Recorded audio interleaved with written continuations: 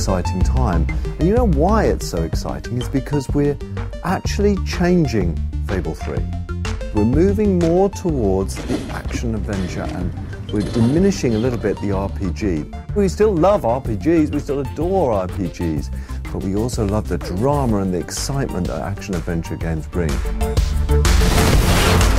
We've got a completely new GUI system. I know this sounds boring, but those two-dimensional lists that role-playing games have, I hate. The GUI is new for Fable 3 in that it's going to be 3D and interactive in a very 3D environment. So you'll be able to walk through the GUI and treat it as if it's just another part of the Fable world. Here's a level that's had a little bit of polish put into it, with nice buildings which pop up to show you that you can have a little look at them.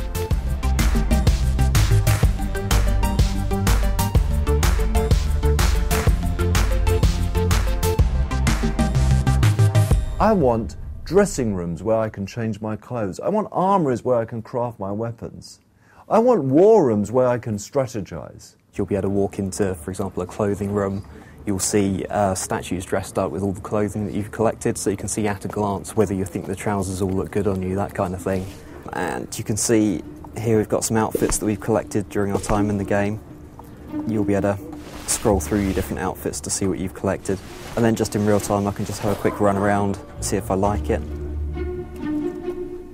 One of the things about Fable is the humour. You know, people have said, it's a British humour, it's a bit like Monty Python. So we were inspired by that, and so we went out there and we got the most iconic Monty Python character ever. John Cleese is one of the major players in Fable 3. Okay. Now I've got some strange man in here who's moving around. I play Jasper, who is the butler at the royal palace, and he was originally butler to the king who's gone all wrong, the naughty one. And now he is the great and faithful and loyal attendant on the young fellow who's going to become the hero, or the young girl who's going to become the heroine. The bottom half of your chicken suit has arrived, and I've prepared it for you. Yes, this is exactly the sort of future I imagined for myself when I got into butling.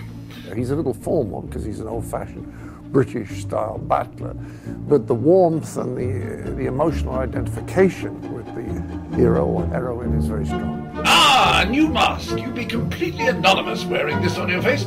Wear it anywhere else on your person, I expect you would achieve exactly the opposite effect. Your butler will be very unique to you. He's recording more lines than almost anyone else in the cast because of that. After that, you are to continue your combat training with Sir Walter. You start Fable 3, it's kind of like you started Fable 1 and Fable 2. You start fairly powerless, and what you've got to do is you've got to bring together followers to overthrow this Tyrant king. On your journey to overthrowing that king, you're going to make people promises. And I love the relevance to today, because what you'll find is the promises you make are going to have to be fulfilled. But just like presidents and prime ministers in today's world, it's so hard to keep those promises. The trouble with most leaders is that ultimately they just want to be in charge. And they may cover it up under the feeling that they want to do good or make these changes, but basically they just like being top dog. And then about halfway through the game, you become king or queen. You rule Albion. It's that feeling of power, of dominance. You know, we've all asked ourselves this question, well, if I was in control, I would change this. Well, now with Fable 3, you have that choice. As I play through Fable, sure enough, the experience is what the Fable fans will love, absolutely. But also, there's an element of uniqueness here, which I feel lots more people enjoy.